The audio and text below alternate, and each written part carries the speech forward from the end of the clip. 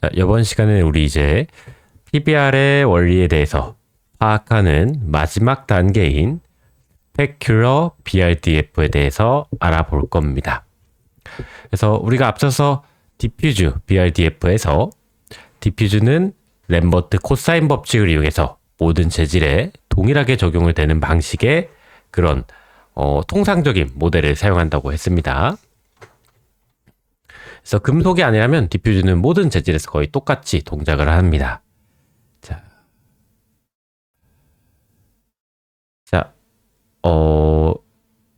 이제 스페큘러는 근데 조금 다릅니다.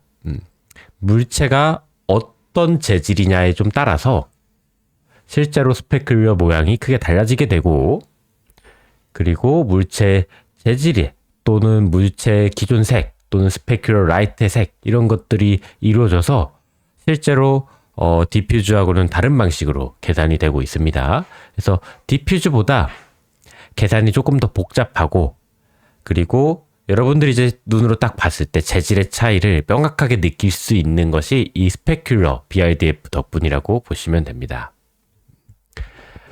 자, 그래서 이 앞전에 우리가 내용에서 빛의 기본적인 성질, 에너지 보존 법칙, 전역 조명, 프레넬 법칙, 디퓨즈 BRDF 등등등등을 다뤘죠. 요번에 이제 스페큘러를 명확히 좀 다루기 위해서 우리 미세면에 대한 그런 내용과 또는 메탈릭, 금속성에 대한 내용, 그리고 또 거칠기 이런 거에 대한 내용을 조금 다뤄보도록 할 겁니다. 그래서 사실 이제 앞에서 얘기했던 거는 이런 것들을 이해하기 쉽게 돕기 위해서 설명했던 내용들의 계속 영상이고요. 최종적으로 이 스페큘러 BRDF가 물리 기반 렌더링의 핵심적인 공식이라고 보시면 됩니다. 그래서 그럼 요 물리적으로 렌더링 했을 때 비치는 그런 빛의 크기나 또는 빛의 색이나 이런 것들을 계산을 하는 그 수치를 정해놓고 보통 사용을 했는데, 자, 대표적인 이제 모델이 우리 머렐 100 모델입니다. 그래서 이 BRDF 모델을 사용하는 경우가 굉장히 많습니다. 예를 들어서 금속은 반사에 대한 그런 속성치 값이 정해져 있다든지 이런 값들을 실제 광학 도구를 이용해서 책정을 해서 정확한 값을 표현을 하게 됩니다. 물론 이제 게임이나 이런 렌더링 같은 데서는 이런 현실 세계의 정확한 값을 표현한다기보다는 게임의 그런 비주얼적인 환경에 맞춰서 새로운 커스텀된 값을 사용하기도 하죠. 자, 그 중에 이제 우리가 조금 봐야 될 게 세 함수가 있는데, BRDF, 스페큘러 BRDF를 표현하기 위한 그 중에 하나가 디스트리뷰션 펑션, D 함수입니다.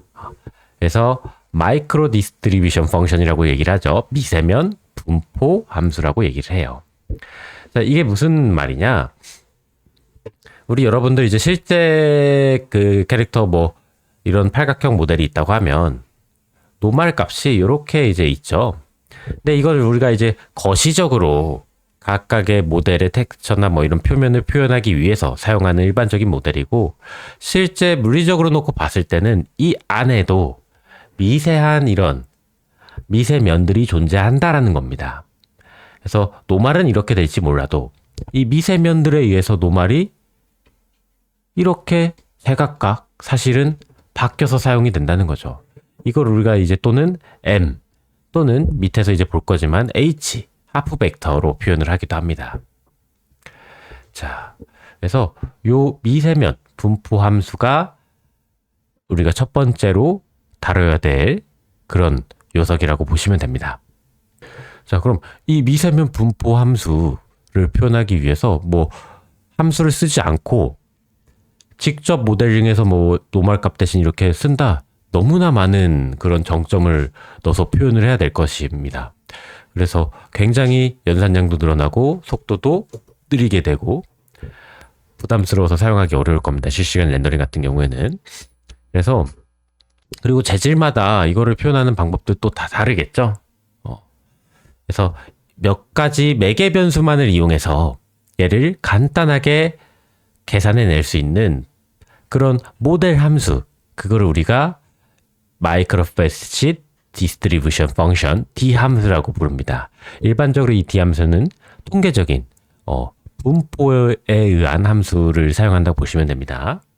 그래서 D 함수는 스페큘러 하이라이트가 어느 방향으로 향하게 되는지를 결정합니다. 그래서 내가 표면이 매끄러운 모델이라면 빛이 이렇게 들어왔을 때 거의 이렇게 정방향으로 반사가 될 거고, 내가 조금 거칠거칠한 모델이라면 이렇게 들어오더라도 이렇게 퍼져나간다는 이런 빛들이 많을 수가 있다는 거죠. 그래서 이 로브가 D 함수를 표현하는 이미지가 될 수 있습니다. 자, 빛의 분포를 표현한 그림이라고 보시면 됩니다. 자, 그 다음에 이제 우리가 그래서 즉 D 함수는 거대면 내에서 거울면 반사를 보여줄 수 있는 미세면의 양이 얼마나 되는지를 알려준다고 이해하시면 됩니다. 자, 그래서 우리가 D의 기하학적 의미를 좀 보자면 마이크로패시 공식이죠. 자, D 함수는 미세면의 기울기의 분포를 나타내는 함수다. 자, 얼마나 이런 마이크로패시 이 선이 얼마나 이렇게 꺾이는지, 아니면은 되게 이 표면들이 좀 매끈한 물체라면은 거의 요 선 안에서 나올 겁니다. 근데 조금 그렇지 않다면은 뭐 이렇게 퍼져 있을 거고, 그래서 그거를 표현하신다고 이해를 하시면 됩니다. 자, 그래서 여기서 이제 봐야 될 게 아까 이 M 벡터를 우리가 봤잖아요. 요거를 이제 실제로 우리가 사용을 할 때는 이 하프 벡터를 대신에 사용합니다. 그래서 미세면을 표현할 때 노멀 값을 이용하는 게 아니라 하프 벡터 기준으로 연산을 합니다. 자, 요게 왜 하프 벡터를 이용하냐? 보통 이제 미세면을 표현할 때 M으로 표기하는 것이 직관적이지만 하프 벡터로 표기하는 이유가 뭐냐면, 하프 벡터는 이 라이트 벡터 그리고 뷰 벡터의 중간 벡터입니다. 그래서 정확히 하프라고 해서 하프 벡터입니다. 이 친구가 노멀을 대신해서 표현을 한다는 겁니다. D 함수 내부에서는. 그래서 우리 서피스 내에서 우리에게 이 거울면 인식이 얼마나 반사를 보여줄 수 있는 기울기를 가진 이런 법선이 얼마나 많을까에 대한 분포, 확률을 계산하는 거예요. 자, 왜 그러면 이 하프 벡터를 사용하냐? 만약에 여기가 완전 매끈하게 된 그런 미세면이라고 생각을 합시다. 거울과 같아요. 그러면 라이트가 이렇게 들어갔을 때 눈 쪽으로 이렇게 거의 같은 입사각과 반사각을 가진 그런 반사를 나타낼 겁니다. 그러면 노멀 값이, 우리가 이제 노멀 값 대신에 이 하프 벡터 값이 정확히 이 위치에 있겠죠. 그러면은 이 라이트와 뷰 벡터 사이에 이 사용되는 이 하프 벡터는 정확한 반사율을 100% 표현하는 그런 스페큘러 라이트의 노멀 값이 돼버리는 거예요. 근데 이제 물체는 실질적으로 매끈한 면도 있고 매끈하지 않은 면도 있기 때문에 이 내가 실제 눈에 보이는 요 하프 벡터의 이 벡터를 이용해서 얼마나 이 값에 반사되는 값이 가까운지에 대한 확률을 계산하는 게 우리가 D 함수를 의미합니다. 그래서 스페큘러 D 함수를 통해 얻고자 하는 값의 본질이 요거라는 겁니다. 그래서 하프 벡터와 미세면 노멀 벡터가 일치할 때 거의 아까 제가 설명한 것 같은 완벽한 반사도가 100%인 거울면 반사를 형성을 하게 되겠죠. 그래서 요 하프 벡터에 대한 이 마이크로패시, 실제 미세면에 대한 요 반사값에 대한 값의 확률, 하프 벡터가 예를 들어서 이렇게 있어요. 그리고 뭐 마이크로패시 벡터가 D 함수를 이용해 가지고 뭐 이렇게 나왔다고 봅시다. M이. 그러면은 거의 뭐 한 50% 가까이 하프 벡터에 가까웠죠. 그러면 이 친구의 그 D 함수의 분포, 아까 우리 이쪽 윗그림을 보면 이렇게 로브가 그려졌잖아요. 자, 로브가 그려졌습니다. 여기에 가깝다는 거예요. 특정한 확률에서 랜덤하게 이 안에 있는 마이크로패시 벡터가 하프 벡터가 정답지라고 놓고 얼마나 가까이 분포했는지라는 겁니다. 근데 여기가 이제 거울이 아니라 뭔가 거칠거칠한 애다. 그러면 이 로브가 이런 느낌으로 형성이 될 거라는 겁니다. 그래서 더 내 눈에 반사가 직관적으로 오지 않고, 그렇죠? 약간 흩어져서 온다거나 보이지 않는다거나 까칠까칠한 표면이 느껴진다거나 이런 것들을 구분할 수 있게 되는 게 우리가 D 함수라고 합니다. 그래서 여기서 이제 추론할 거는, 자, 결과를 우리가 이제 결론을 내봅시다. 자, 뾰족한 미세면이 많으면, 그쵸? 재기반사 양이 많아진다는 것이로 무작위로 거칠게 남반사가 심해지고, 부드러우면 마이크로패시 벡터 노말 값이 거의 비슷한 면이 많으면, 그쵸? 정반사가 강해진다는 거죠. 자, 광원을 향하는 벡터 L과 관찰자를 향하는 벡터 V죠. 주어졌을 때 그 하프 벡터와 동일한 미세면의 노말 M이 얼마나 존재하는지에 대한 확률, 분포를 의미하는 함수가 D 함수인 겁니다. 이해가 좀 되실지 모르겠습니다. 상당히 이해하기 어려운 내용 중에 하나이기 때문에 요 문서를 조금 세세하게 읽어보시면서 파악을 좀 하시면 도움이 될 것 같습니다.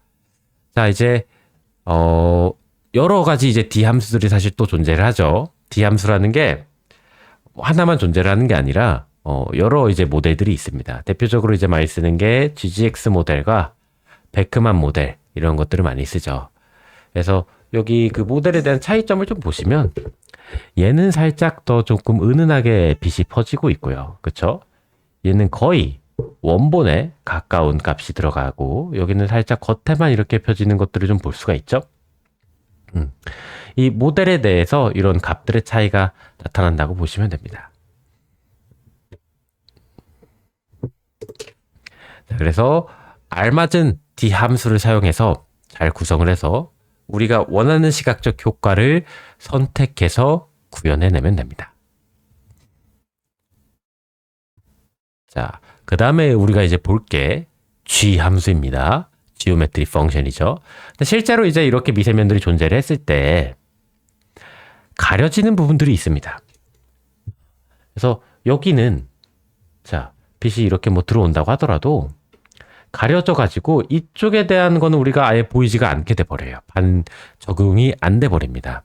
그래서 눈에 보이지 않는 이 가려지는 부분이 마스킹 되는 부분을 어느 정도 확률적으로 제한을 하게 해서 표현하는 것이 우리가 지오메트리 펑션 G 함수입니다. 그래서 이 자세한 내용을 파악하실 때는 제가 여기에 G 함수에 대한 논문을 같이 게재를 시켜놨습니다. 이거를 보시고 파악을 하시면 됩니다. 그래서 요거는 이제 그림자 마스킹도 뭐 아티스트가 우리가 작업할 수 있는 영역이 아니어서 함수로 만들어서 표현을 하고, 그쵸? 웬만하면 뭐 정해진 거를 가져다 쓰기 때문에 자세히 보실 필요는 없지만 필요하시다면 이렇게 자세히 보셔서 조금 파악하시면 됩니다. 그리고 이제 마지막으로 볼 게 F 함수, 프레넬 펑션인데 우리 모든 물체는 반사에서 프레넬 법칙이 적용된다고 했습니다. 그죠? 그래서 이 프레넬 법칙, 프레넬 함수에서 앞 글자를 따서 F 함수라고 부릅니다.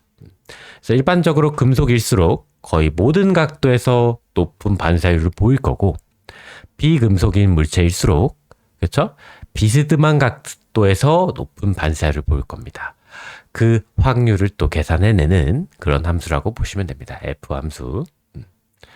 자, 뭐 확률이라고 하기에는 애매하죠. D 함수가 확률을 계산하고 이건 이제 그 값을 계산하는 거죠. 그래서 이 D 함수 그리고 G 함수 그리고 F 함수를 잘 하나로 엮어서 그렇죠?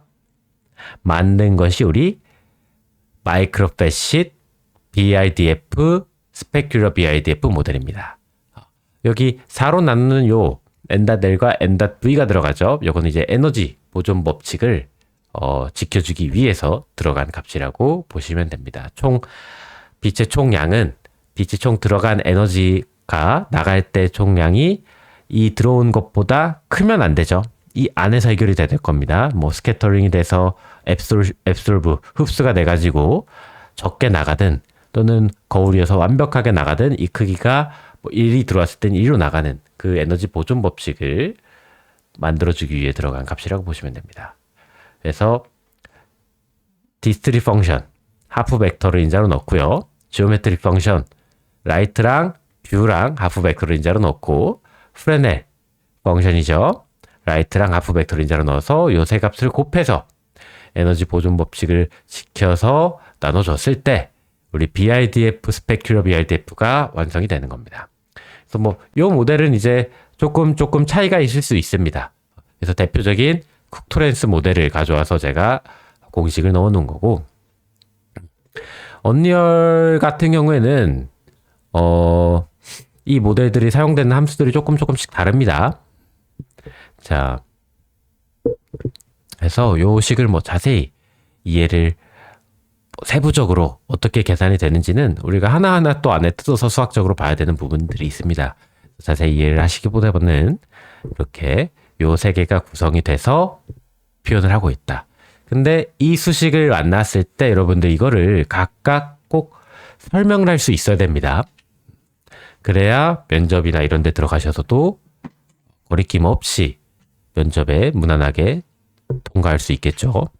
자, 그 다음에 이제 볼게 언리얼 엔진에 사용되는 뭐 이런 것들을 조금 더 훑어볼 겁니다.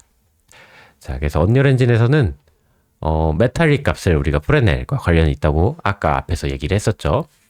그래서 요 개수 값을 보통 사용을 합니다. 그래서 이게 값이 조금 정해져 있어요. 정해져 있습니다. 그래서 보시면은 여기는 이제 각도죠. 빛이 들어왔을 때 뭐 요 각도를 얘기하는 것 같습니다. 각도에 따라서 반사율에 대한 값이 볼 수가 있어요. 그래서 구리 같은 경우에는 지금 여기인 것 같죠? 거의 1에 가까운 반사율을 항상 보이고 있죠. 알루미늄 같은 경우에 반사율 값이 자 이렇게 갔다가 이렇게 떨어지고요. 그래서 실제 광학 도구로 측정된 이 반사율 값을 사용하게 되면 실시간과 이제 현실 세계에 가까운 가장 물리적인 법칙을 표현해낼 수 있게 되는 거죠. 그래서 이제 좀 비금속인 물체들을 좀 보면 물, 그쵸? 0.05 이하의 값을 지금 가지고 있는 걸 조금 볼 수가 있죠. 그러다가 각도 요거 우리 그 프레넬 법칙이죠. 물이 이렇게 있을 때 굉장히 비스듬하게 보이면, 그쵸? 비스듬하게 보면은 점점 반사율이 올라가 버리게 되는 거죠. 그래서 요 것들을 이제 우리가 앞에서 배운 것들을 이런 그림에서도 파악을 할 수가 있게 됩니다. 자, 그리고 언리얼 엔진에서 스페큘러 컬러도 좀 보겠습니다. 언리얼 엔진에서는 물체 반사도를 계산할 때 메탈릭 값을 조금 사용을 합니다. 그 반사의 색상을 계산할 때요. 그래서 어떻게 계산을 하냐 보시면은 스페큘러의 색상과 베이스 컬러, 물체의 디퓨즈 색깔을 이용해서 표현을 해요. 메탈릭의 RGB 값을 또 이용하고. 왜 그렇게 표현을 하냐? 실제 이제 구리 같은 물체들이 물체를 반사할 때는 빛이 이렇게 들어왔다가 내부에서 흡수했다가 다시 반사가 돼요. 그래서 디퓨즈가 없는 겁니다. 우리 디퓨즈는 뭐예요? 물체에 이렇게 빛이 들어오면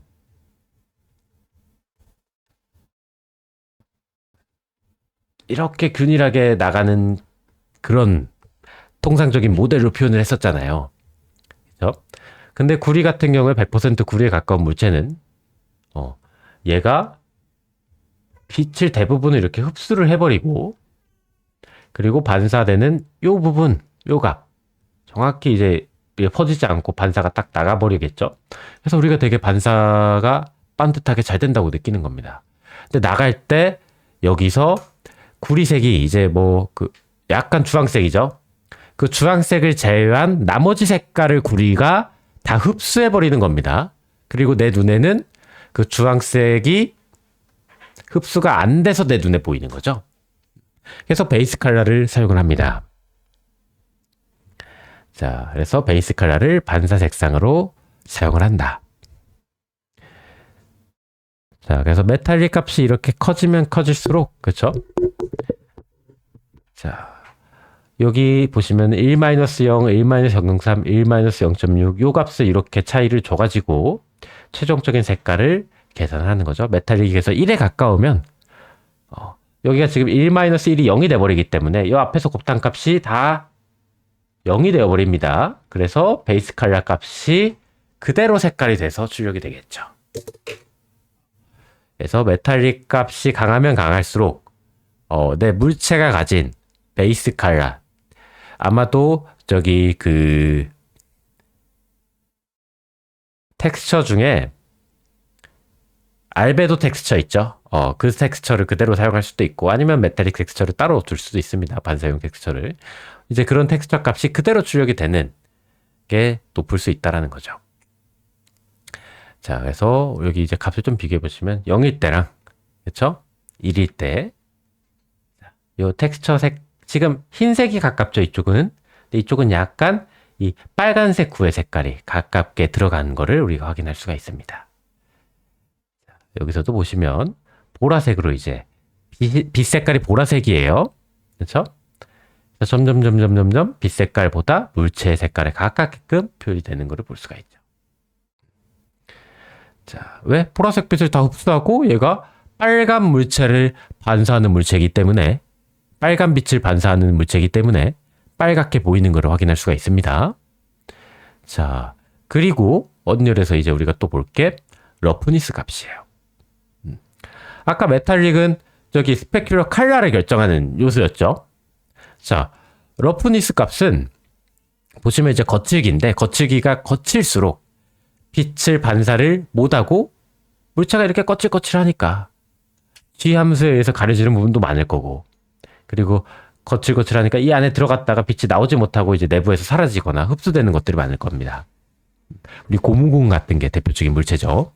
그래서 러프니스 값이 작으면 작아질수록 정확히 물체가 거칠지 않은 표면이 되기 때문에 거울과 같은 표면이 될 겁니다. 완벽하게 물체에 비춰진 그런 모델의 색상을 그대로 반사해 주는 걸 우리가 볼 수 있습니다. 그래서 거칠면 반사가 흐릿해지고 매끄러우면 반사가 선명해진다라고 이해하시면 됩니다. 그래서 메탈릭이 금속성이 높으니까 나 잘 보이는 건가? 이렇게 생각할 수 있는데 생각보다 다르죠. 러프니스와 거칠기가 언리얼 엔진에서 무슨 역할을 하고 있는지를 조금 본 겁니다. 그리고 이제 에너지 보존 법칙. 아까 우리 스페큘러 BRDF에서 여기 밑에 부분이었죠. 이 부분. 자, 이 부분에 대해서 조금 보도록 할게요. 자, 에너지 보존 법칙이 잘 적용되지 않은 경우가 있고 적용된 경우가 있어요. 이거를 이제 우리가 각각 비교해서 보시면 돼요. 확산광, 디퓨즈와 반사광, 스페큘러의 관계에서 에너지 보존 법칙을 설명합니다. 너무 당연한 얘기지만 디퓨즈에서 총량이 그렇죠? 확산광에서 또 반사되는 총량이 합쳐가지고 총 에너지 들어온 빛의 양에 포함이 돼야겠죠. 근데 내가 특별하게 자 보시면 여기가 좀 과도하게 빛나고 있죠. 지금 아마 이 친구는 스페큘러 라이트의 그 강도가 뭐 한 0.8이라고 보면 디퓨즈에서 또 보내는 게 한 0.5가 있다고 하면 1.3 돼가지고 값이 넘어가 버리는 거예요. 되게 강해져서 빛이 보이게 돼요. 그렇죠? 물론 이제 우리가 의도적으로 게임에서 뭐 시각적인 저런 효과를 주기 위해서 뭐 이렇게 표현을 하기도 하는 경우도 있지만 기본적인 물리 기반 렌더링을 표현하는 방식에서는 에너지 보존 법칙에 위배된다라는 겁니다. 자, 그래서 정확히 에너지 보존 법칙을 잘 표현하는 예시랑 그렇죠? 그렇지 않은 예시를 이렇게 좀 볼 수가 있습니다. 차이를. 그래서 확산광과 반사광의 양은 항상 들어온 빛의 양과 같아야 한다라는 게 기본 법칙이라는 거죠. 근데 언리얼에서는 실제로 이 법칙을 조금 무시해서 사용이 되고 있습니다. 자, 이제 우리가 이 모든 것들을 알았고 드디어 렌더링 방정식이라는 것을 볼 수가 있게 됐습니다. 자, 그래서 이 렌더링 방정식은 다음 영상 때 다시 한번 다뤄보도록 하겠습니다. 시청해 주셔서 감사합니다.